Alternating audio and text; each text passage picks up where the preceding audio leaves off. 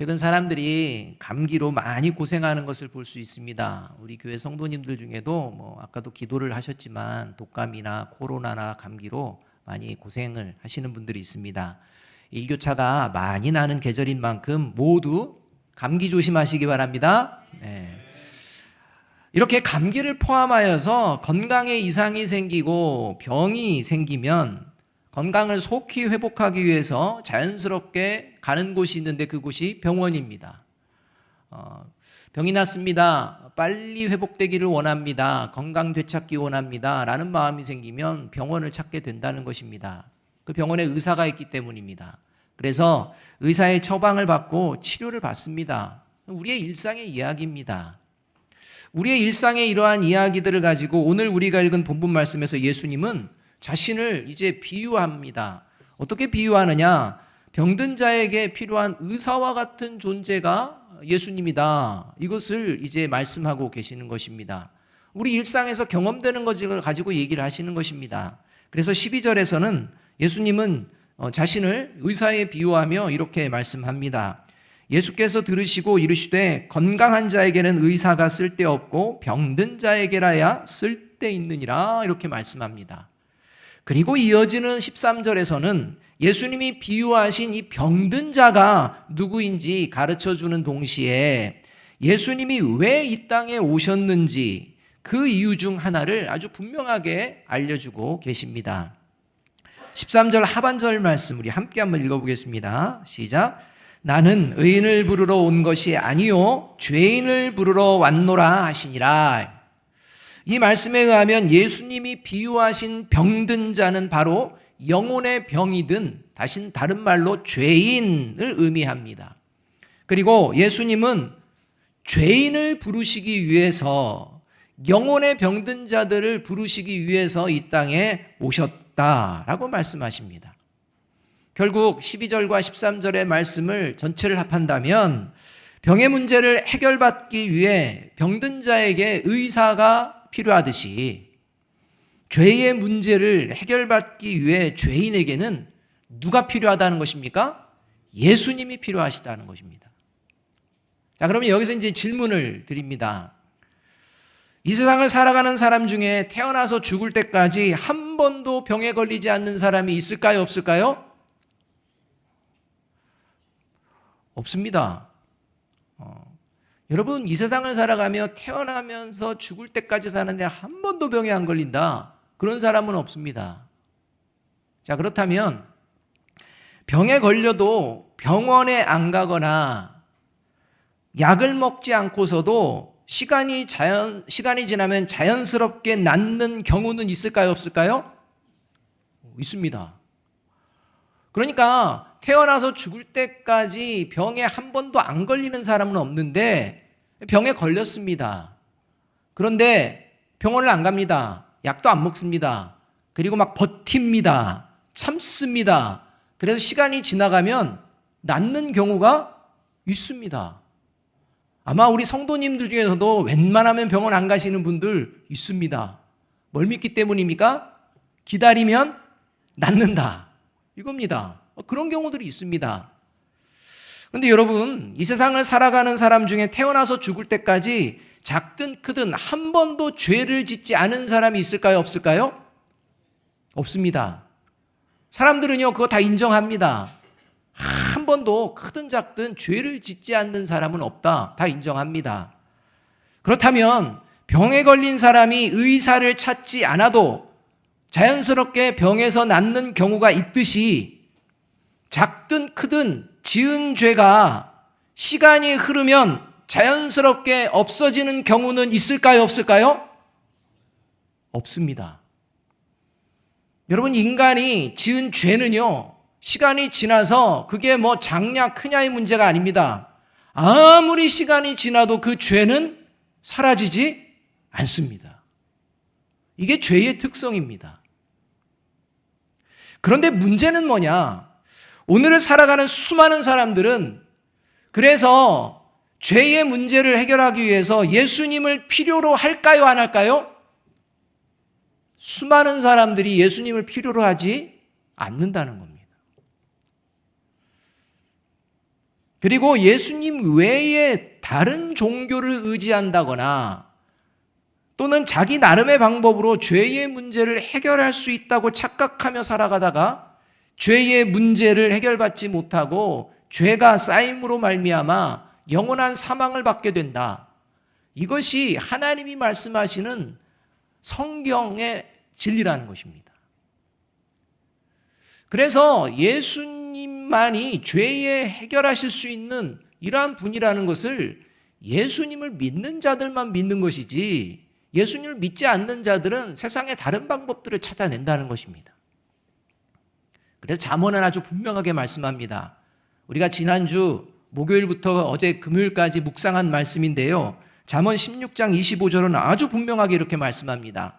같이 한번 읽어보겠습니다. 시작. 어떤 길은 사람이 보기에 바르나 필경은 사망의 길이니라. 내가 이 길로 가면 괜찮을 거야. 이 길이면 충분해. 라고 생각하며 열심히 인생의 길을 걸었다는 것입니다. 그런데 마지막에 가보니 그 길이 무슨 길이다? 사망의 길이라는 것입니다. 이런 일들이 벌어지는 곳이 저와 여러분이 살아가는 세상이고 이러한 세상 속에서 예수님이 오셨습니다. 그리고 예수님께서는 죄의 문제를 해결해 주시기 위해서 이곳에 오셨다 말씀하는 것입니다.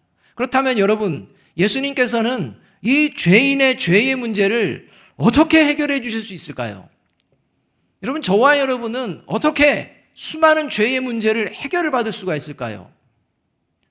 오늘 본문에는 이렇게 말씀합니다. 죄인을 부르러 오신 예수님을 믿고 따르면 된다는 겁니다. 복잡하지 않습니다. 수많은 죄의 문제들이 우리 삶의 자리에 있는데 그 죄의 문제를 우리가 해결할 수 없고 예수님이 해결해 주신다는데 그 해결해 주시는 방법은 뭐냐? 다른 게 아닙니다. 선을 얼마나 더 많이 행해라 이런 게 아닙니다. 단순합니다. 죄인을 부르시는 예수님을 믿고 따르면 된다는 겁니다. 죄인을 부르시는 예수님을 따르면 모든 죄의 문제, 이 문제가 반드시 해결된다는 것을 실제 보여준 존재가 바로 오늘 우리가 읽은 성경 본문에 등장하는 마태라는 사람입니다. 이 마태는 예수님의 제자입니다. 오늘 예수님이 제자를 부르시는데 마태를 부르시는 장면이 오늘 우리가 읽은 본문의 장면입니다. 그리고 여러분 잘 알다시피 마태복음은 누가 기록했습니까? 마태가 기록했습니다. 그러니까 오늘 본문에 등장하는 마태가 이 마태복음을 기록했습니다. 그런데 마태는요, 이 마태복음을 기록하며 자신의 이름을 이제 기록합니다. 그런데 마태복음 10장 3절에 의하면 누가복음이나 마가복음에서는 이 제자들의 이름을 나열할 때 그냥 마태 이렇게 얘기합니다. 그런데요, 이 마태가 기록한 제자의 이름 목록에는요, 자기 마태 이름 앞에 뭘 붙입니다. 뭘 붙일까요? 세리 마태 이렇게 붙입니다. 그러니까 다른 복음서에서는 세리라는 표현을 쓰지 않습니다. 또 마가복음과 누가복음은요, 그 오늘 동일한 본문에 마태라는 이름을 사용하지 않고 레위라는 이름을 사용합니다. 그러니까 마가복음과 누가복음을 보게 되면 마태가 세리인지 아닌지 알 수가 없습니다. 근데 문제는 마태가 자기가 적으면서 지금 이 본문에 마태라고 쓰고 또 제자의 이름을 쓰면서 그 마태가 세리였다 이거를 기록한다는 겁니다. 일반적으로 사람들은 저와 여러분도 마찬가지일 것입니다. 자신의 수치스러운 부분들이 다른 사람들의 입에서 오르내리는 것을 원합니까? 원하지 않습니까? 원하지 않습니다. 나의 과거의 수치스러운 부분들, 그런 것들이 이제 사람들이 알게 되고 사람들 입에 오르내리는 거 원하는 사람 없습니다. 그래서 가능하면 자신의 수치는 드러내지 않고 가리고 숨기고자 합니다. 그래서 막 이름도 바꾸는 사람도 있고 신분을 바꾸는 사람도 있고 여러 가지가 있습니다. 드러나지 않기를 원하기 때문입니다. 일반적으로 예수님 당시에 세리는 유대인들로부터 수치의 대상이요 멸시를 받는 존재입니다. 그 이유가 있습니다. 그 이유는 유대인들에게 세리는 탐욕적인 존재, 그리고 이기적인 사람, 자기밖에 모르는 그러한 사람의 대표입니다. 그리고 로마 정부의 용인하에 같은 동족인 유대인의 도를 갈취하고 부를 축적하는 이 악한 행위를 일삼는 이 원수와 같은 존재, 이런 존재로 유대인들은 세리를 바라봅니다. 심지어 예수님도 죄를 지었는데 죄를 인정하지 않고 끝까지 회개하지 않는, 그래서 결국 구원받지 못하는 그런 존재, 이런 존재를 누구에게 비유하느냐? 세리에게 비유하신다는 것입니다. 그래서 마태복음 18장 17절은 이렇게 예수님이 말씀하십니다. 같이 한번 읽어보겠습니다. 시작. 만일 그들의 말도 듣지 않거든 교회의 말하고 교회의 말도 듣지 않거든 이방인과 세리와 같이 여기라, 이렇게 말. 여러분, 이게 마태복음에 기록된 말씀입니다. 세리였던 마태가 지금 세리라는 존재가 유대인들에게나 예수님에게나 어떤 평가를 받고 있는지 본인이 기록합니다. 그러면서 그런 존재가 누구였다? 나였다. 이렇게 드러내고 있다는 것입니다. 이렇게 유대인에게 가장 부끄럽고 수치스러운 죄인의 대표인 세리가 다른 사람이 아니라 지금 나다 라고 기록할 수 있는 이유, 그게 바로 죄인 중에 죄인인 자신을 부르신 예수님을 따름으로 이제 그 죄의 문제가 완전히 해결되었음을 믿고 과거의 문제가 더 이상 마태를 괴롭히지 않는다는 것입니다. 여러분, 저와 여러분이 삶의 자리를 살아가면서 부끄럽고 특히 죄의 문제로 말미암아 부끄럽고 수치스러운 일들이 있었는데 그것을 여전히 숨기고 싶어하고 누군가 알게 되면 그거로 인해서 굉장히 힘들고 괴로워한다면, 여러분, 그것은 예수님 앞에서 그 죄의 문제가 해결이 됐다는 것입니까? 안 됐다는 것입니까? 여러분, 안 됐다는 겁니다. 여러분, 예수님 앞에서 죄의 문제가 해결된 존재는요, 물론 굳이 막 드러내놓고 이렇게는 하지 않아도 누군가가 그걸 알지라도 그게 문제가 안 됩니다. 왜냐하면 더 이상 그 죄의 문제는 나에게 관련이 없기 때문입니다. 근데 여전히 그 문제가, 그 과거의 문제가 나를 발목 잡고 있다면 여러분, 그것은 하나님 앞에서 죄의 문제가 해결되지 않았다는 겁니다. 그걸 보여주는 게 마태의 모습입니다. 여러분, 후대 사람들에게 얼마나 말하고 싶어하는 사람들에게 입방아를 쳤겠습니까? 아이고, 사도라는 존재가, 제자라는 존재가 세리였네, 형편없는 존재였구만 원래, 이런 얘기를 왜 안 하겠습니까? 근데요, 문제가 안 된다는 것입니다. 과거가 아니라 현재가 중요하기 때문입니다. 여러분, 사람이 병이 들면 병원에 가게 됩니다. 그런데 의사가 모든 병을 고칠 수 없습니다. 때로는 병을 고쳐주는 것은 고사하고 병을 더 중하게 만드는, 속된 말로 돌팔이 의사도 있습니다. 그러나 예수님은 저와 여러분의 죄의 문제를 온전하고 완전하게 해결해 주시는 분이십니다. 저와 여러분의 병든 영혼을 온전하게 회복시켜 주시는 분이십니다. 여러분, 이것을 믿는 게 죄인을 부르시는 예수 그리스도를 따르는 구원받은 그리스도인이라는 것입니다. 여러분, 예수님 외에 그 어떤 종교도 죄의 문제를 해결해 줄 수 없습니다. 좀 과격한 말로 들릴지는 모르겠지만 돌팔이 의사가 있듯이 돌팔이 종교일 뿐입니다. 죄가 해결되는 것이 아니라 죄만 쌓여갑니다. 모든 죄의 문제를 해결해 줄 수 있는 분은 오직 예수님 뿐인 줄로 믿습니다. 여러분, 이것을 우리가 각인해야 됩니다. 여러분, 종교로서의 기독교가 또 저와 여러분이 교회를 다닌다고 해서 죄의 문제가 해결되는 게 아니라 죄인을 부르시는 예수 그리스도를 믿고 따를 때 죄가 해결될 줄로 믿습니다. 여러분, 백날 교회 다닌다고 죄의 문제 해결되는 게 아닙니다. 죄인을 부르시는 예수님을 따르는 저와 여러분이 되어야 할 줄로 믿습니다. 자, 그렇다면 죄인을 부르러 오신 예수님을 따름으로 이제 내 인생 가운데에 모든 죄의 문제를 해결받을 수 있는 줄로 믿습니다. 라는 이 믿음을 가지고 살아가는 그리스도인의 삶에는 구체적으로 어떤 일이 벌어지겠습니까?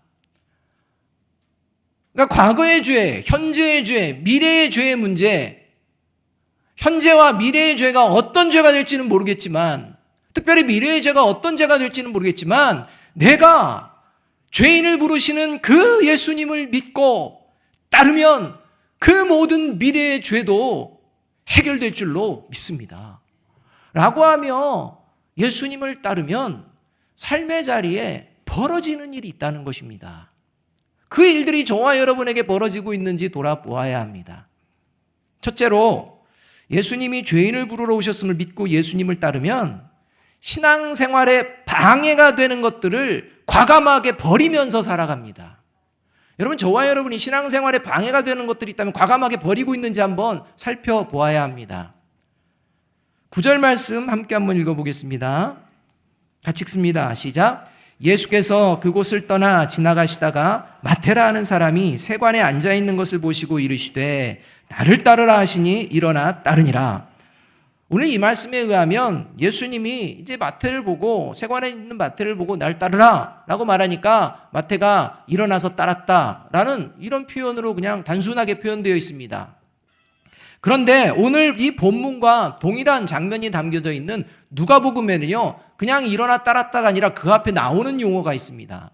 누가복음 5장 28절은 이렇게 기록합니다. 예수님이 나를 따르라 하니까 같이 한번 읽어봅니다. 시작. 그가 모든 것을 버리고 일어나 따르니라. 그냥 일어나서 예수님 따라간 게 아니라 뭐 했다? 버렸다는 것입니다. 뭘 버렸을까요? 뭘 버렸을까요, 여러분? 세리라는 직업을 버렸다는 것입니다. 여러분, 마태가 왜 세리라는 직업을 택해서 그렇게 살았는지 우리는 알 수가 없습니다. 무슨 연유가 있었는지 그건 알 수가 없습니다. 그런데 아주 분명한 것은 있습니다. 세리라는 직업이 유대인에게 멸시받고 손가락질 당하고 죄인 취급을 받는 직업이라는 사실을 마태는 알았을까요? 몰랐을까요? 알았습니다. 몰랐는데 세리가 돼보니까 그렇네? 그게 아닙니다. 알고 있습니다. 내가 세리가 되면 동족들 유대인들에게 어떤 취급을 받게 될지 뻔히 알고 있는 겁니다. 여러분, 뻔히 알고 있는데 세리라는 직업을 택했다는 것입니다. 여러분, 왜 그럴까요? 세리라는 직업을 택하면 마태에게 더 유익이 될까요? 안 될까요? 유익이 될 거라고 생각한 겁니다. 삶의 자리를 보는 겁니다. 어떤 직업을 택하는 게 내게 더 유익이 될까? 나름대로 왜 계산을 안 했겠습니까? 특히 세리입니다. 계산에는 아주 능통합니다. 뭐가 나에게 유익이고 어떻게 하는 게 나에게 도움이 되는가? 아주 계산이 빠른 사람입니다. 그러니까 그 계산을 다 한 겁니다. 그리고 선택한 겁니다. 자기가 가장 중요하게 생각하는 것을 이루기 위해서는 세리가 좋다, 이겁니다.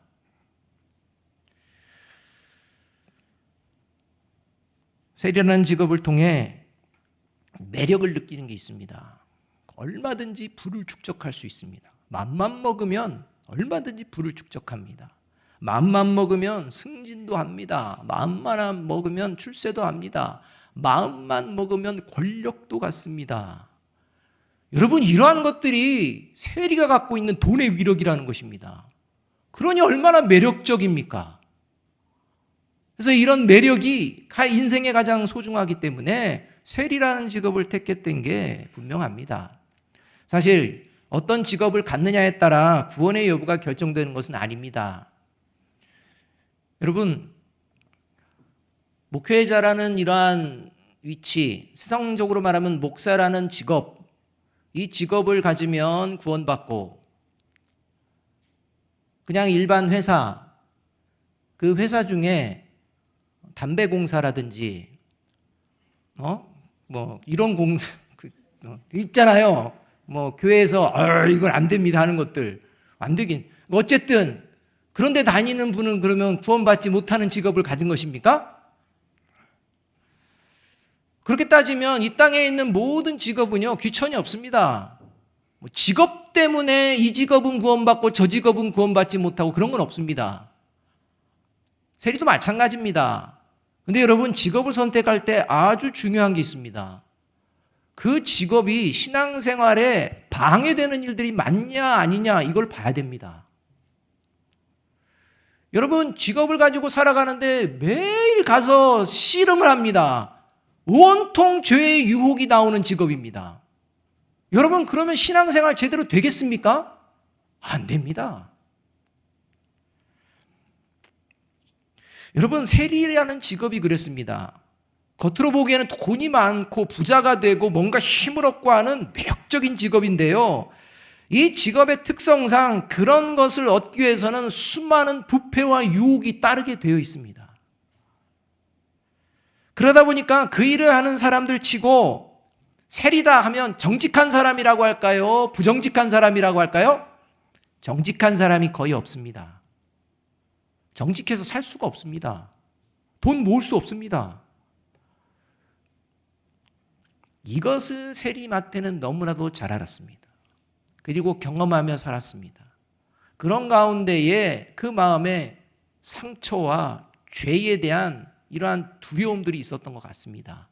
그런 상황에서 소문으로 듣던 예수님이 오셔서 사람들에게 존경받는 예수님이 오셔서 나를 따르라 하는 겁니다. 그러자 이제 세상에서 가장 중요하다, 내 인생에 가장 중요하다 생각했던 그 자리를 과감하게 버립니다.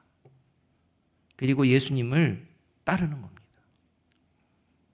여러분 죄인을 부르시는 예수님을 따른다는 것은 바로 이렇게 내 인생 가운데 신앙생활에 방해되는 일들이 벌이면 과감하게 그것을 버리며 살아가는 것을 말합니다.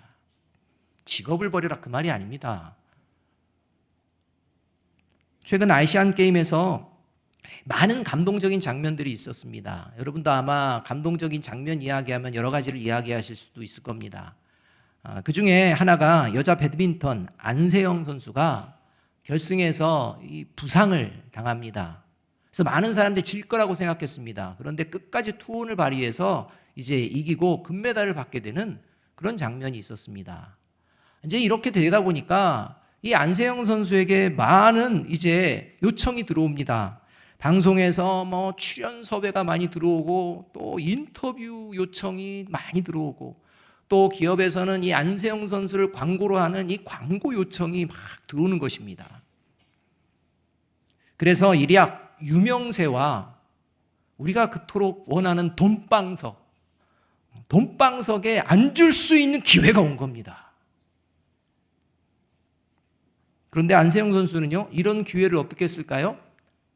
다 포기합니다. 다 거절합니다. 사양합니다. 그럼 저와 여러분 같았으면 어떻을까요? 이때다 싶죠. 이때다. 드디어 나를 널리 알리고 내 미래의 이 삶을 좀 윤택하고 힘들게 운동하지 않고도 살 수 있는 절호의 기회다. 이렇게 일반적으로 저와 같은 목회자도 생각하는데 안세영 선수는 그걸 과감하게 포기했다는 겁니다. 근데 그 이유가 중요합니다. 그 이유를 이렇게 말합니다. 자신은 연예인이 아닌 평범한 선수로서 건강을 회복하고 내년에 있을 파리 올림픽이라는 목표를 향해 묵묵히 선수로서만 한 걸음 한 걸음 걸어가는 것이 내 인생 가운데에 지금 가장 중요한 것이기 때문이다. 이렇게 얘기합니다. 마찬가지입니다. 운동선수가 운동에 방해되는 것을 과감하게 버리고 목표를 향해 운동을 하듯이 구원받은 그리스도인은 신앙생활에 방해가 되는 것들을 과감하게 버리고 묵묵히 예수님을 따르며 살아갑니다. 왜냐하면 구원받은 그리스도인은 인생에서 가장 중요한 것이 예수님을 따르는 것이라는 것을 믿기 때문입니다. 여러분, 저와 여러분에게 인생에서 가장 중요한 것은 무엇입니까? 저와 여러분의 자녀들에게 인생에서 가장 중요한 것은 무엇이라고 가르칩니까? 그것이 죄인을 부르시는 예수님이십니까? 아니면 예수 따르는 것은 별 관심 없고 세상에서 이렇게 되면 하는 것들입니까? 여러분, 저와 여러분이 지금 죄인을 부르시는 예수님을 제대로 따르고 있는지 아닌지 돌아보아야 한다는 것입니다. 바라기는 신앙생활을 방해하는 죄의 유혹을 과감하게 버리고 죄의 유혹을 능히 이기게 하시는 예수님을 따라 살아가시는 저와 여러분이 되기를 주님의 이름으로 축복합니다.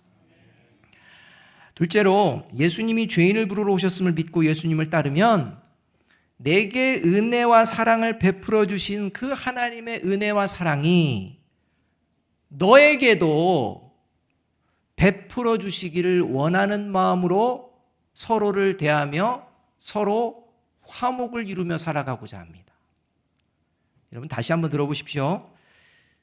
내게 베풀어 주신 은혜와 사랑, 그 하나님이 너에게도 동일한 은혜와 사랑을 베풀어 주시기 원해 라는 그 마음으로 서로를 대한다는 것입니다.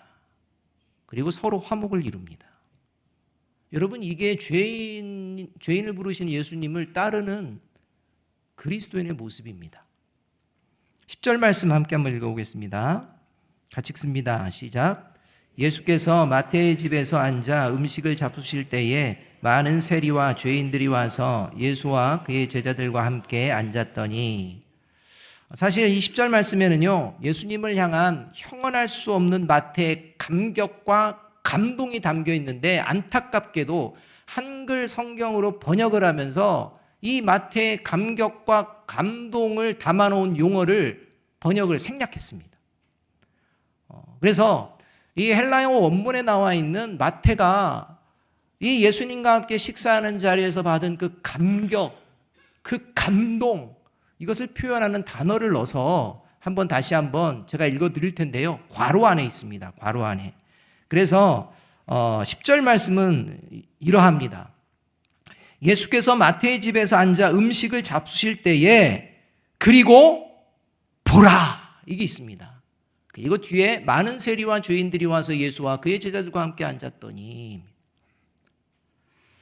마태는요, 함께 음식을 먹으면서 주의 깊게 본 것이 있었습니다. 마태는 자신이 죄인인 자신을 정죄하지 아니하시고 부르신 예수님을 주변 지인들에게 만나보기를 원하며 집으로 초대했는데, 그 주변 지인들이 유유상종이라고 누구인 겁니까? 세리와 죄인들밖에 없는 것입니다. 그래서 마태는 내가 지금 만난 예수님을 너희도 좀 만났으면 좋겠다 하는 마음으로 이 지인들을 초대했는데, 그 지인들은 유대인들에게 지탄받는 존재라는 것입니다. 마태의 마음 가운데 어떤 마음이 있겠습니까? 혹시나 이 일로 말미암아 예수님이 오해를 받거나 또 이 일이 또 예수님이 또 다른 행동을 하게 되면 어떨까 노심초사할 거 아닙니까? 그래서 지인들을 초대한 상태에서 예수님이 어떻게 하는가 보고 있는 것입니다. 그런데 자신이 초대한 많은 세리와 죄인들을 예수님은 거리껴 하지 않으시고 마태 자신을 정죄하지 아니하시고 그대로 대하여 주시던 그 모습을 다른 지인들에게, 세리에게, 죄인들에게 동일하게 보여주시는 이러한 장면을 보며 예수님이 어떠한 분이신지 보라! 라고 기록한 것입니다. 여러분, 이 모습, 예수님이 보여주신 이 모습을 닮아가는 것이 죄인을 부르시는 예수님을 따르는 구원받은 그리스도인의 모습이라는 것입니다. 여러분, 교회 공동체는 죄인을 부르시는 하나님의 은혜와 사랑을 경험하고 나누는 공동체입니다. 믿습니까? 교회 공동체, 죄인을 부르시는 하나님의 은혜와 사랑을 경험하고 나누는 공동체입니다. 그래서 교회 공동체에 오지 못하는 죄가 있습니까? 없습니까? 딱 죄 정해가지고 우리 교회는 이 이상의 죄는 등록 못합니다. 있습니까? 없습니까? 없습니다. 여러분, 아무리 어떤 죄를 지었을지라도 교회 공동체에 오게 되면 먼저 죄인을 부르신 예수님의 그 은혜와 사랑을 경험한 성도들을 통해 그 죄인이 하나님의 은혜로 말미암아 변화될 줄로 믿습니다.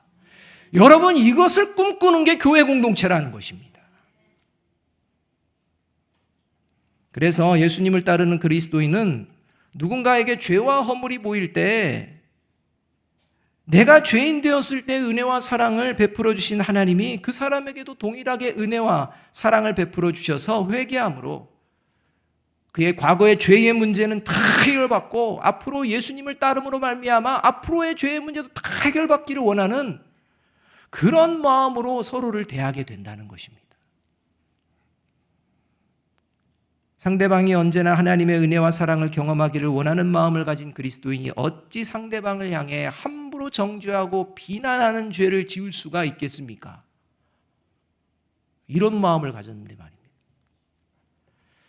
여러분, 가정이나 교회 공동체 안에서 서로 화목을 이루지 못하는 그러한 상황들이 벌어지고 있다면 그 이유는 서로 하나님의 은혜와 사랑 안에 거하기를 원하지 않기 때문입니다. 그 말인즉슨 서로 화목을 이루게 하시는 예수님을 지금 따르지 않고 있다는 얘기입니다. 여러분, 저와 여러분이 가정생활이나 교회 공동체 생활이 어떤 생활인지 돌아보십시오. 서로 하나님의 은혜와 사랑 안에서 서로 하나 되는 것을 지키려고 하는 이런 마음으로 하고 있는지 아니면 보기 싫으면 그냥 보기 싫은 겁니다. 그냥. 그리고 그 마음 가운데에 그냥 보기 싫은 정도가 아니라 다른 마음을 품고 있다면 여러분, 그것은 다른 증거가 아니라요, 죄인을 부르신 예수님을 지금 따르지 않는다는 것이라니까요. 그것을 회개하고 돌이키지 않으면 그 인생은 마지막에 사망의 길이 될 수가 있다는 것입니다. 그렇기 때문에 그리스도인은요, 누구에게나 하나님의 은혜와 사랑 내게 베푸신 것이 그에게 동일하게 베풀어주기를 바라는 마음으로 가지고 살아간다는 것입니다. 바라기는 부족하고 연약한 내게 은혜를 베풀어 주신 하나님이 상대방에도 은혜를 베풀어 주시기를 원하는 마음으로 서로 화목을 이루며 살아가는 저와 여러분이 되시기를 주님의 이름으로 축복합니다. 이것을 받아들이지 않는 자, 이런 자들 때문에 셋째로 예수님이 죄인을 부르러 오셨음을 믿고 예수님을 따르면 어떤 일이 벌어지느냐, 교만에 빠져서 살지 않는다라는 거 말씀합니다. 예수님을 믿고 따르지 않는 자는요, 교만해집니다.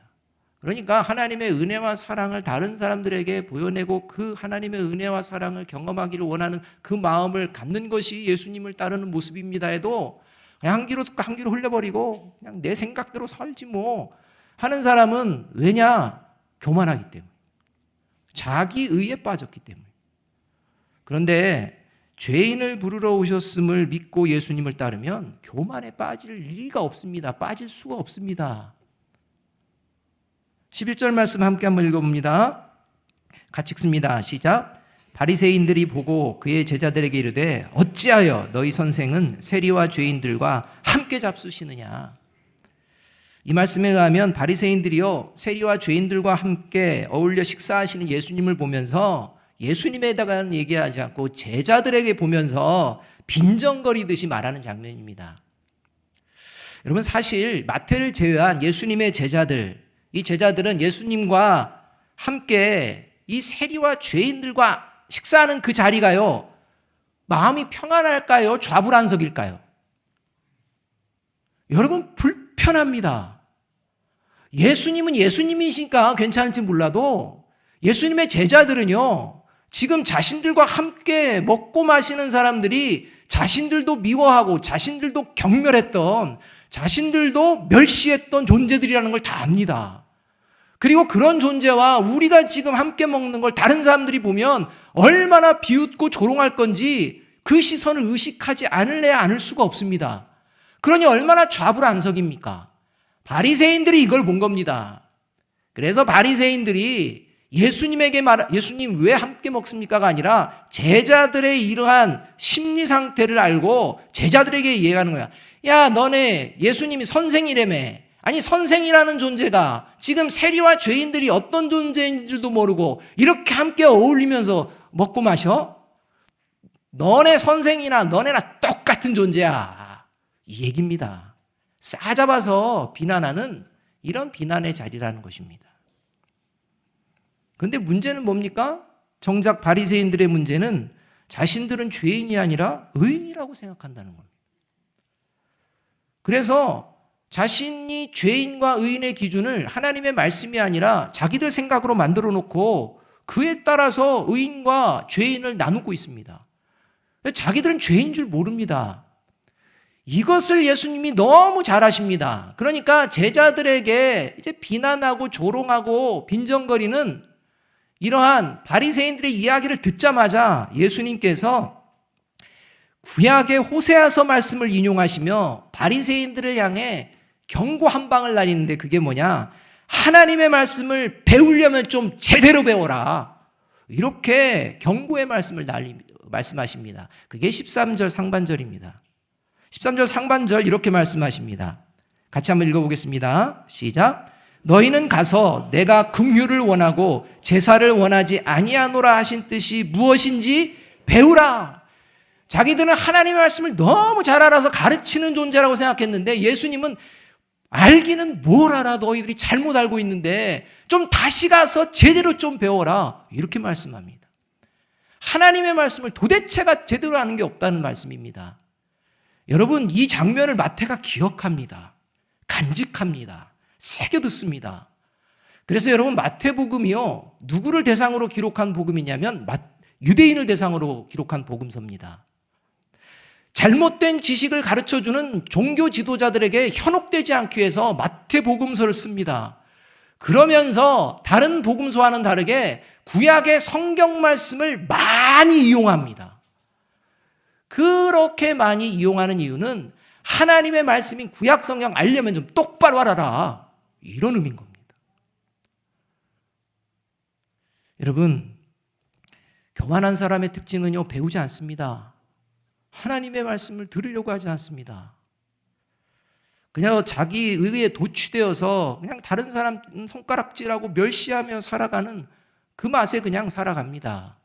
그리고 자기는 죄인이라는 걸 깨닫지 못합니다. 왜요? 하나님의 말씀을 잘 배운 게 없으니까 말입니다. 그래서 예수님은 교만한 바리새인들의 모습을 누가복음 18장 9절에서 이렇게 말씀합니다. 또 자기를 의롭다고 믿고 다른 사람을 멸시하는 자들에게 이 비유로 말씀하실 때 하면서 자기를 의롭다고 믿고 다른 사람을 멸시하며 자기만 의인이라고 생각하는 이런 바리새인의 비유를 등장시킵니다. 낱말은 새가 듣고 반말은 쥐가 듣는다는 속담이 있습니다. 이 속담은 항상 말 조심해야 한다, 이런 내용입니다. 낱말은 새가 듣고 반말은 쥐가 듣는다. 그래서 말 조심해야 된다. 항상 좀 조심하자. 이런 경고의 말입니다. 그런데 이 속담 이후에 생겨난 말이 있으니 그 말이 뭐냐면 쥐도 새도 모르게입니다. 낮에 새가 듣고 밤에 쥐가 듣는다고 하니까 그냥 조심하자 하니까 뭐라고 하느냐? 그럼 쥐도 새도 모르게 하면 되지. 여러분, 이게 인간입니다. 여러분, 쥐도 새도 모르게 죄를 짓고 죄를 숨길 수 있으면 얼마나 좋겠습니까? 그러나 하나님 앞에서 죄는 결코 숨길 수 없습니다. 여러분, 의료 기술이 발달하면 발달할수록 모르는 병을 더 압니까? 모릅니까? 더 많이 알아갑니다. 마찬가지입니다. 하나님의 말씀을 잘 배우면 배울수록 더 많은 죄를 깨닫게 됩니다. 안 배우니까 모르는 겁니다. 그래서 히브리서 4장 12절과 13절은요, 아주 이렇게 하나님이 분명하게 말씀합니다. 하나님의 말씀은 살아있고 힘이 있어서 어떤 양날칼보다도 더 날카롭습니다. 그래서 사람 속을 꿰뚫어 혼과 영을 갈라내고 관절과 골수를 갈라놓기까지 하며 마음에 품은 생각과 의도를 밝혀냅니다.